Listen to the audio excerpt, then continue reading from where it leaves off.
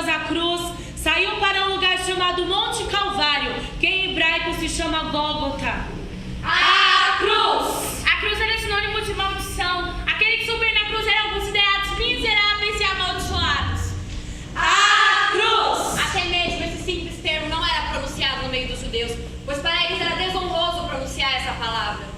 A cruz! Era a mais terrível forma de castigo para um condenado. A cruz! A cruz era destinada aos ladrões, aos assassinos, estupradores, rebeldes, a todos os repressores da lei.